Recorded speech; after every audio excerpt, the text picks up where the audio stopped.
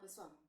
Na última aula nós discutimos a importância das ligações de hidrogênio enquanto interações intermoleculares para a compreensão de algumas propriedades físicas importantes demonstradas pelas moléculas de água e, consequentemente, algumas propriedades que são observadas para os estados físicos sólido e líquido.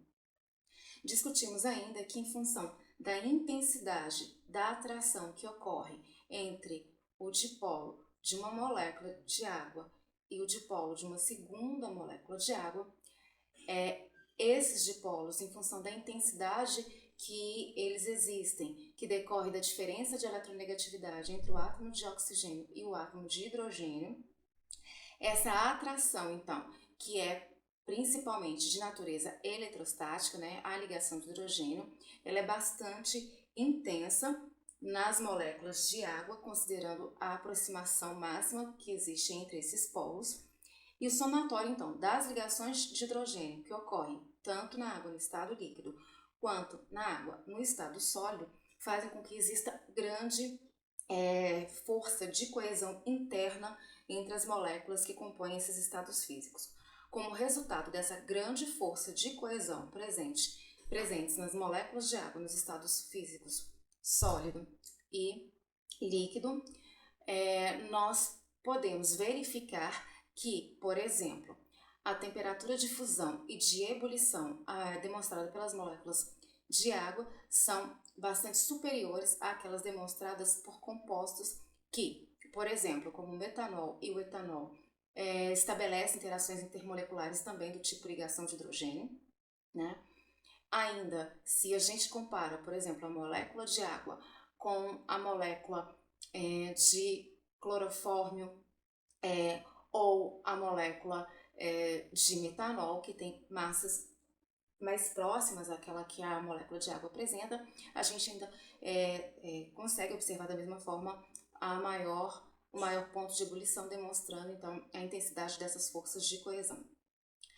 A extensão da ligação de hidrogênio enquanto força de coesão entre as moléculas também pode ser ressaltada pelo calor de vaporização, que é a energia necessária para promover a alteração de estado físico nas moléculas de água do estado líquido para o estado gasoso, então a quantidade de energia que deve ser absorvida para que ocorra a mudança de estado físico de 1 grama de água. Então, nessa sequência também, com alguns exemplos de solventes orgânicos, a água é que apresenta maior calor de vaporização, deixando claro, então, mais uma vez, a intensidade dessa interação, dessa ligação de hidrogênio na água em relação a outras moléculas que estabelecem interações intermoleculares do tipo ligação de hidrogênio. Mas, ainda dentro da discussão da capacidade da água, dessa molécula, estabelecer interações intermoleculares a partir dos seus grupos polares, a gente discute nessa aula, então, a água como solvente. Por quê? Quando a gente entende que a água está presente nos seres vivos em aproximadamente uma concentração de 70%, a gente entende, então, que a água, sem sombra de dúvidas, é o solvente das reações biológicas. Então, no contexto geral, a solubilidade depende da capacidade que o solvente apresenta em interagir com o soluto de uma maneira mais forte do que as partículas de soluto têm em interagir entre si. Uma outra forma de observar essa questão para a compreensão de que para a solubilidade é necessário a existência de interação, de forças de interação, vamos analisar a estrutura aqui presente nessa figura, que era a estrutura que representa o arranjo cristalino do composto iônico NaCl. O composto iônico NaCl, cloreto de sódio, normalmente é representado como uma fórmula unitária, constituída então pela atração entre o íon sódio e o íon cloreto. No entanto, essa é uma representação simplificada, como vocês sabem, pois na verdade um sólido iônico é um arranjo cristalino constituído por uma rede onde os íons positivos são cercados pelos íons negativos e vice-versa, formando então esse arranjo representado por essa figura.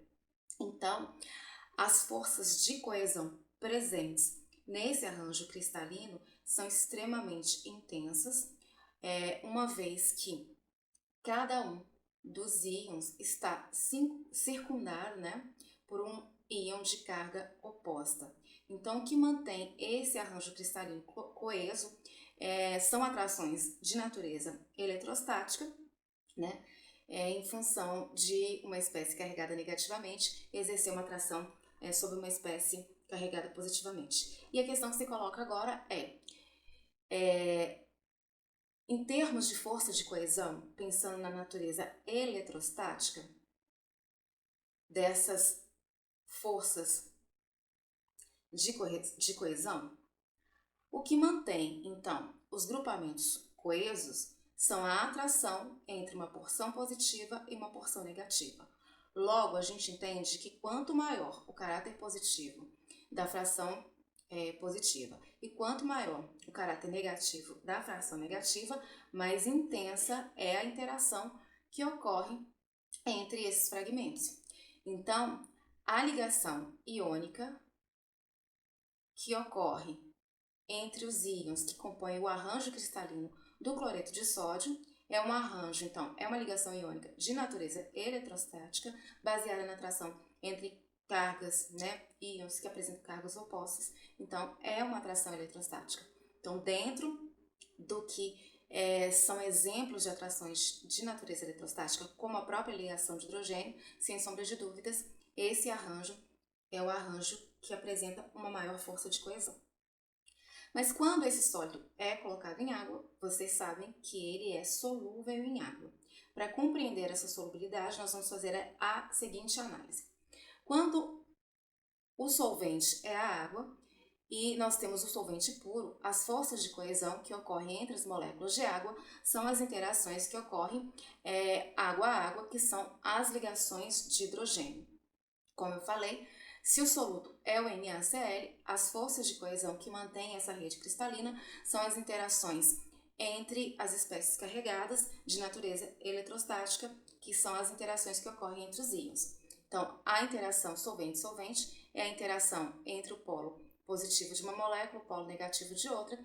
Quando o polo positivo é o hidrogênio, a gente tem, então, essa força de coesão como sendo ligação de hidrogênio. Já no sólido iônico, nós temos outra força. Trata-se de uma força de coesão que envolve a atração entre um íon positivo e um íon negativo. Então, é uma atração eletrostática do tipo íon-íon, que a gente normalmente denomina como ligação iônica.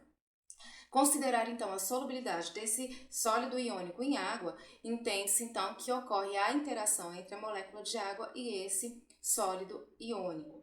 Para que a água passe a interagir com o sólido, é necessário, então, que ocorra a ruptura das forças de coesão entre as moléculas do solvente, para que algumas possam interagir com o soluto, e da mesma forma, para que o soluto possa interagir com o solvente, deve haver a quebra das interações que ocorrem entre as espécies que compõem o soluto.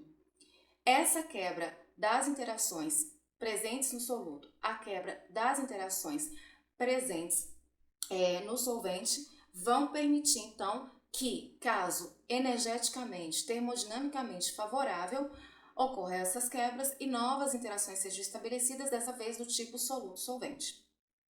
Então, nesse contexto, qual é a nossa compreensão? Para que a água possa estabelecer interações com o arranjo cristalino, devem ser rompidas ligações de hidrogênio água-água. Para que o soluto possa interagir com os dipolos da água, devem ser rompidas as forças atrativas entre os íons. E como resultado, para que ocorra a solubilidade, os íons devem interagir com o solvente. Bem, a questão que nós temos que pensar é qual é a natureza da interação que vai se formar a partir da nova interação estabelecida. Bem, na nova interação estabelecida, nós temos que o átomo de sódio carregado positivamente, ele precisa, então, interagir com os dipolos da água. Nós já sabemos, então, que a água apresenta dois tipos de polo, apresenta os hidrogênios como polos positivos e apresenta o oxigênio como um dipolo negativo. Então, a água é um solvente bastante eficiente para proporcionar a solvatação, a interação, tanto com espécies negativas quanto com espécies positivas, por apresentar esses dipolos muito bem definidos. Então, quando a água interage com a rede cristalina, ela vai orientar, então, o seu polo negativo na direção do íon sódio. O polo negativo, então, da água são os átomos de oxigênio, que, uma vez orientados, vão doar, então, densidade eletrônica por meio dessa atração, então, eletrostática, e estabelecendo, então, uma nova interação.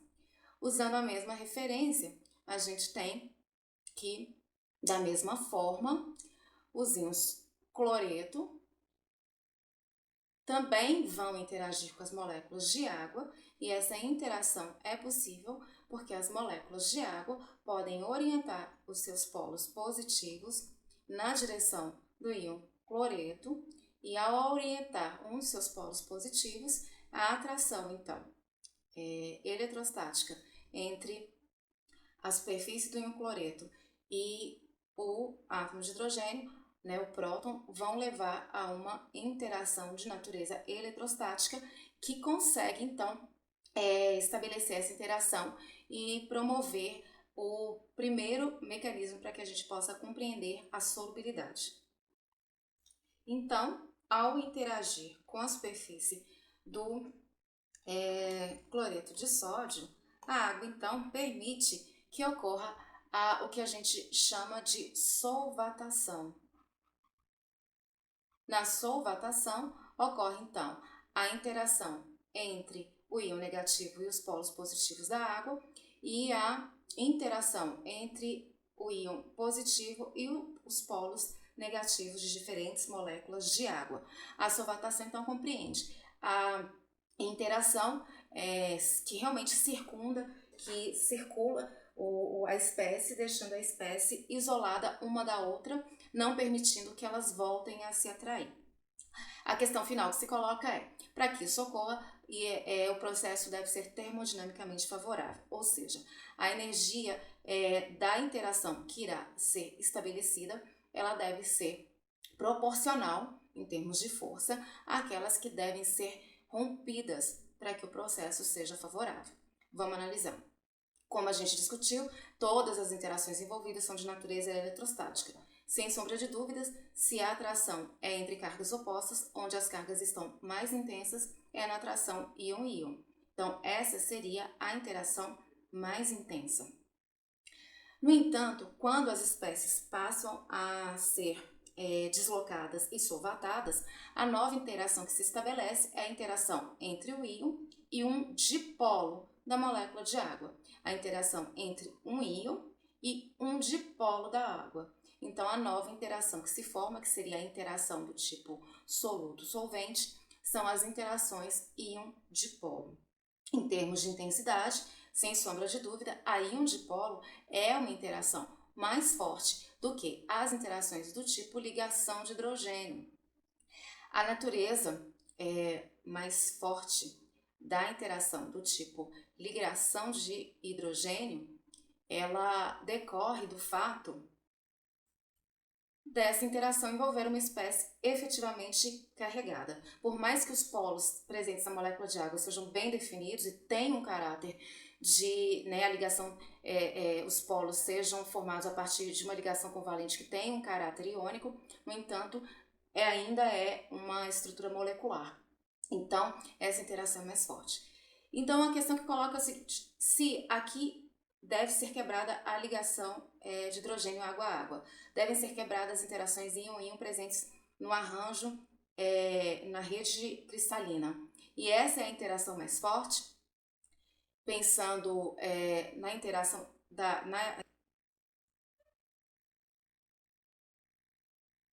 desta forma, considerando que para que esse sólido iônico seja solúvel em água, será necessário romper uma interação eletrostática de natureza mais forte para ser estabelecida uma interação relativamente mais fraca. A questão que se coloca isso ocorre? essa dissolução é termodinamicamente favorável? Para fechar o raciocínio e concluir, nós temos que somar mais uma informação a essa análise. Quando o retículo cristalino ele é desfeito pela solvatação exercida pelas moléculas de água e a água consegue solvatar e afastar o íon, a informação que falta é dizer que a adição de um soluto a um solvente permite que ocorra um aumento de entropia do sistema. Então, a adição de um soluto a um solvente aumenta a entropia e esse aumento entrópico compensa a energia necessária para a quebra da interação íon-íon. Em termos termodinâmicos, a formação de uma solução com variação favorável de energia livre, que é o que garante que o processo seria espontâneo, teria um ΔH, então, com valor relativamente pequeno, mas um ΔS com valor positivo e grande. Então, ΔG é negativo, como resultado da resolução dessa equação, em função do ganho entrópico que ocorre a partir da adição de um soluto a um solvente.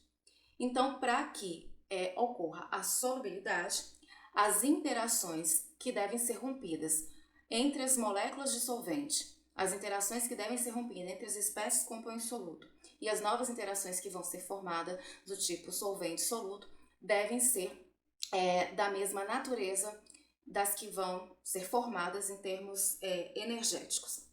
Ainda, para fechar o raciocínio, eu volto nas propriedades físicas da água para inserir mais uma informação para vocês.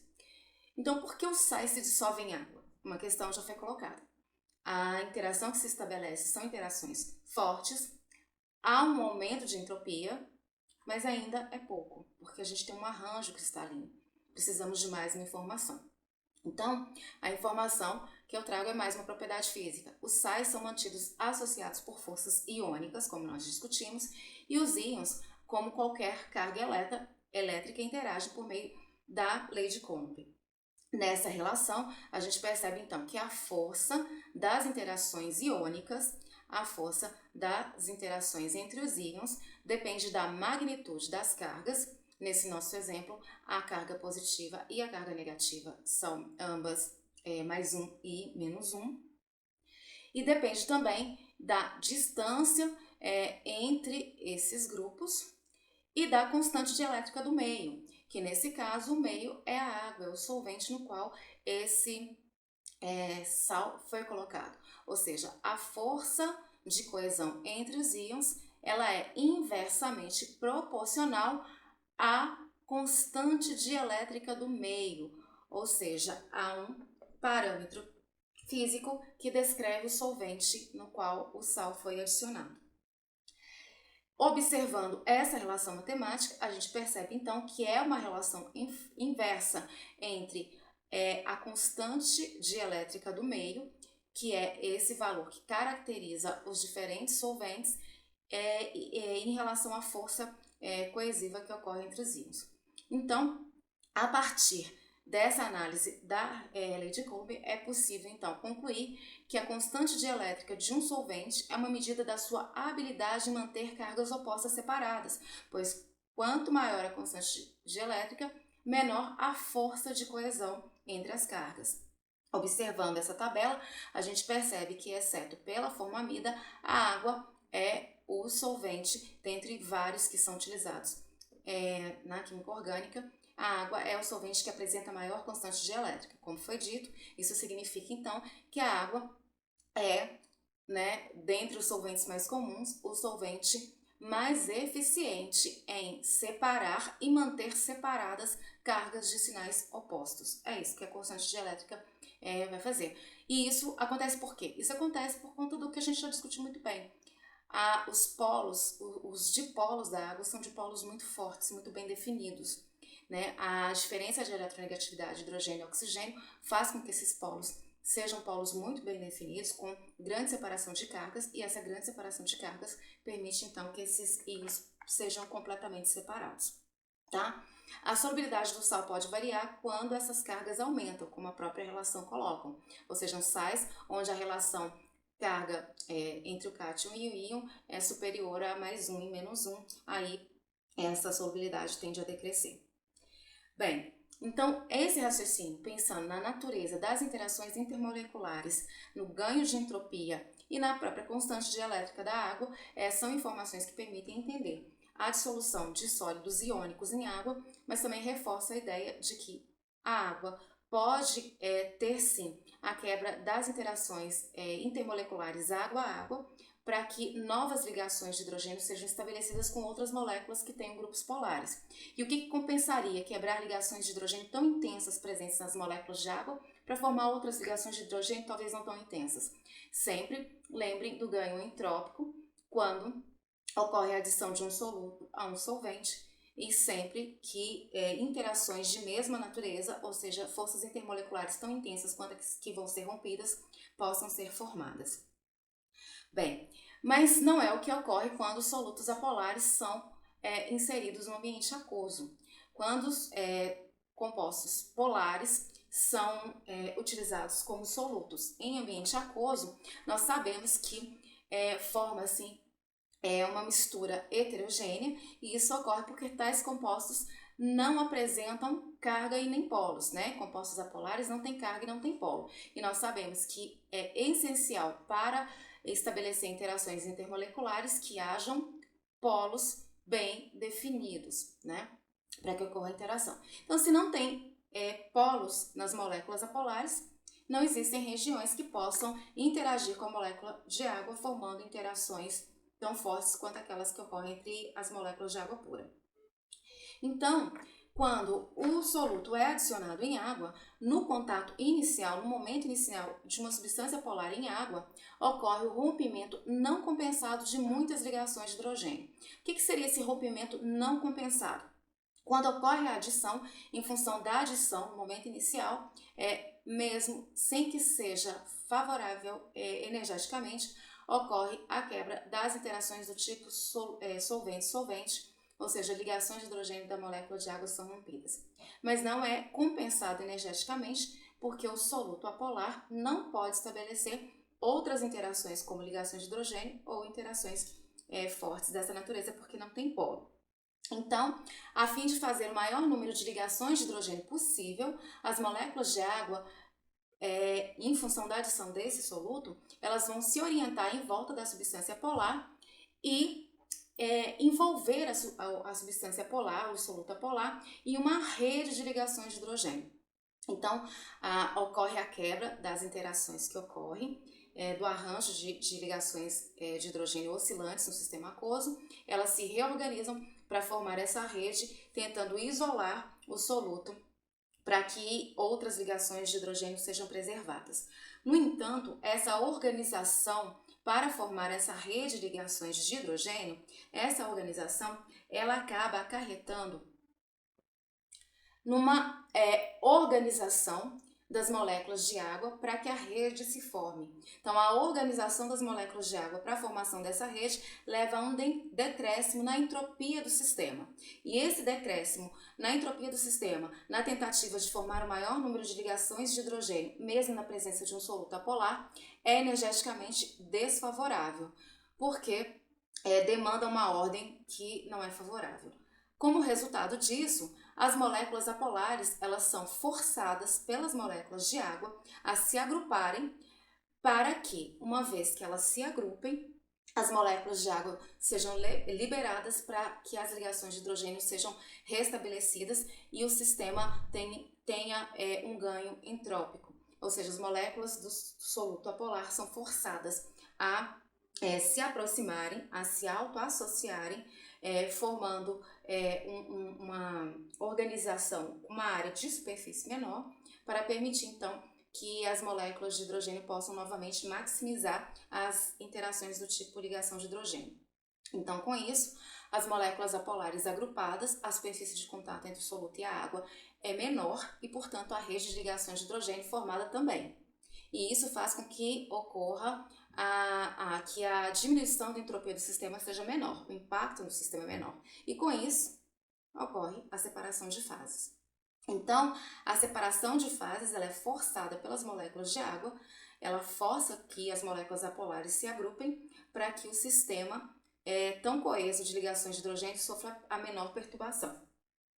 Esse é o arranjo termodinamicamente mais favorável. Bem, mas quando a gente fala de sistemas biológicos, né, a gente tem moléculas que apresentam um comportamento semelhante a esse que a gente descreveu, mas acrescentando uma informação. A água, então, ela tem um caráter polar, né, o que torna a água um ótimo solvente para substâncias polares e iônicas. As substâncias polares e iônicas que têm afinidade, então, pelas moléculas de água, em função das interações que nós já discutimos, são compostos, então, que apresentam uma natureza hidrofílica, né, uma afinidade pelas moléculas de água. Esse último exemplo que eu dei, né, que seria a adição de uma substância polar com uma substância lipídica em um solvente aquoso, levaria, então, à formação de um sistema onde não existam forças de coesão fortes entre a água e o composto apolar, portanto, fazendo que o composto apolar seja solúvel em água. Os compostos apolares, como não têm solubilidade em água, são considerados compostos hidrofóbicos, ou seja, fobia de água, não interage com a água.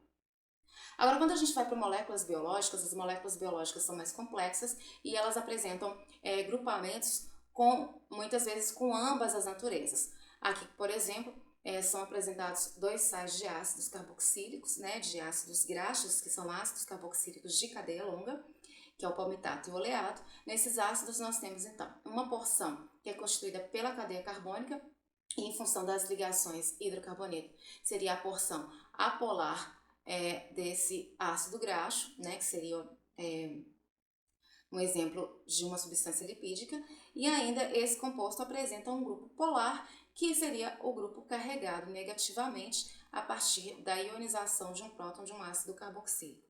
Então, ao observar essa molécula, a gente observa que uma parte dela é apolar, ou seja, seria hidrofóbica, não teria afinidade pelas moléculas de água, mas ela apresenta um grupo que seria polar e, portanto, teria afinidade pelas moléculas de água.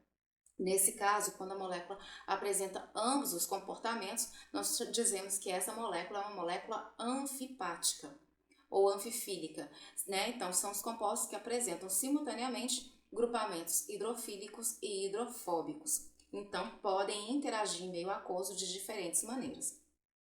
Bem, então, como que moléculas anfipáticas podem interagir em ambiente aquoso?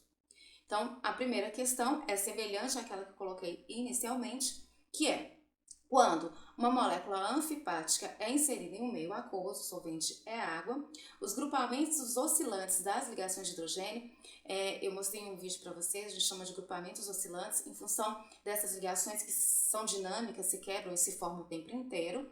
Esse grupamento oscilante ele vai circundar esse soluto que foi adicionado, formando algo próximo à rede de ligações de hidrogênio que eu mostrei no caso da inserção de um soluto apolar. A formação dessa rede, como eu falei para vocês, dessas gaiolas que aprisionam a porção hidrofóbica, faz com que esse arranjo diminua a entropia, né?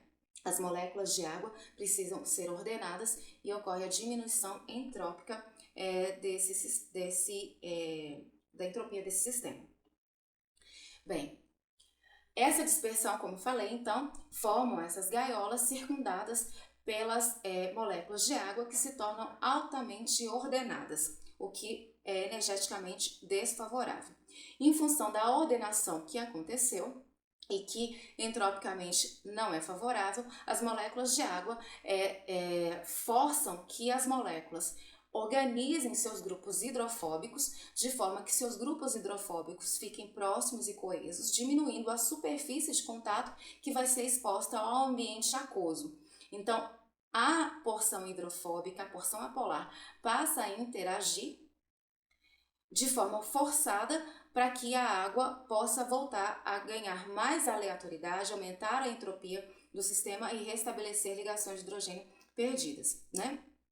Então, ocorre a aglomeração da molécula lipídica, onde somente as porções lipídicas da extremidade do aglomerado forçam o ordenamento das moléculas de água. Então, só essa parte aqui que está exposta é que ainda força um ordenamento.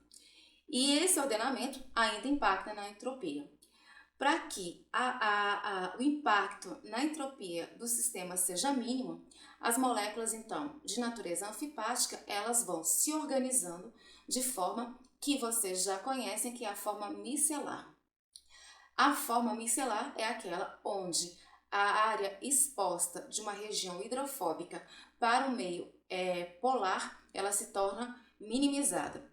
Então, nos compostos anfipáticos, a parte apolar ela é forçada para o interior da micela e a parte polar ela é voltada para o exterior da micela, onde é possível que ocorra então interações entre a parte polar carregada negativamente e o grupamento positivo das moléculas de água.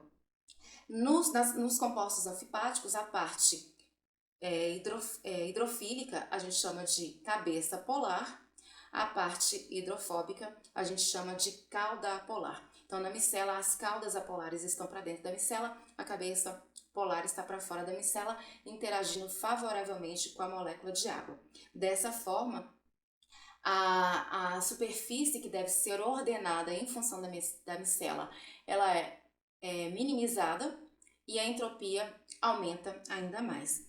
Então, é uma organização forçada pelas moléculas de água, que em função, então, das regiões apolares, das moléculas aglomerarem-se para expor a menor área hidrofóbica possível ao solvente aquoso, e as regiões polares são, então, arranjadas de forma a maximizar as interações com o solvente, fazendo interações que aqui no caso são as interações íon-dipolo. Esse fenômeno é chamado de efeito hidrofóbico, e prestem bastante atenção. A interação que ocorre intermolecular entre grupamentos apolares são as interações do tipo dipolo induzido. Mas não confundam. O efeito hidrofóbico é outra coisa. O efeito hidrofóbico se refere ao comportamento forçado pelas moléculas polares às moléculas apolares, forçando então que elas se agrupem, que elas se autoassociem para que exponham uma área de superfície mínima ao meio polar. Então, é uma interação forçada para minimizar a diminuição da entropia do sistema. Então, as interações hidrofóbicas, elas fazem com que compostos anfipáticos formem micelas, e o que mantém, então, a micela coesa são as interações que vão acontecer na superfície entre as moléculas de água e os grupos polares, por exemplo. Tá? Então, esse tipo de interação intermolecular, a interação hidrofóbica também é uma interação intermolecular entre as moléculas de água e a molécula anfipática, ela ocorre quando compostos apolares sofrem consequências das ações dinâmicas dos compostos polares. Como os apolares não têm qualquer tipo de interação com o ambiente aquoso, eles são forçados a ficar numa condição que eles atrapalhem menos os compostos polares. Um outro arranjo que vocês vão ver no contexto da bioquímica, uma vez que a micela já é conhecida de vocês, é o arranjo chamado de bicamada. Na bicamada, os compostos anfipáticos, constituídos então pela cauda apolar, formada por hidrocarbonetos, e a cabeça polar, formada por grupos carregados, grupos polares, eles também são forçados pelo ambiente aquoso a se organizar, formando regiões onde a interação com o meio polar e o meio e as cadeias apolares sejam mínimas. Mas onde a bicamada ela se forma? Ela se forma como membrana celular. Nas membranas, vocês já aprenderam que as membranas são os meios que separam a célula do meio intracelular do meio extracelular. Então, vamos pensar, o que é meio intracelular e meio extracelular? Intracelular, nós temos o citosol, que é a solução aquosa, onde as organelas celulares estão dissolvidas, os compostos estão dissolvidos. Então, o citosol é um meio aquoso. Já o meio extracelular seria, por exemplo, o plasma sanguíneo. O plasma sanguíneo, como a gente já discutiu, aproximadamente é 90% água, então é o meio aquoso. Então, a questão que se coloca aqui é, as membranas são constituídas por compostos anfipáticos e esses compostos anfipáticos, diferentes da micela, que podem formar um aglomerado circular, a membrana ela precisa então organizar os grupos de forma que esses grupos interajam favoravelmente com o meio extracélula, que é o plasma sanguíneo, e intracélula, que é o citosol. A melhor organização para isso é a bicamada lipídica. Então, são formadas duas camadas, como se fosse um sanduíche, onde as cabeças polares são voltadas para fora da bicamada e a parte apolar fica inteiramente voltada para dentro da bicamada, minimizando, portanto, a interação que possa eventualmente acontecer entre o meio aquoso externo e o meio aquoso interno de uma célula e esses grupos polares. Então, essa organização, expõe o hidrofílico com a água, o hidrofílico com a água do plasma do citosol e deixa o meio interno como meio hidrofóbico. Bem, para que a célula funcione, a célula, assim como o organismo vivo como um todo, vocês sabem que são sistemas abertos que trocam energia e matéria.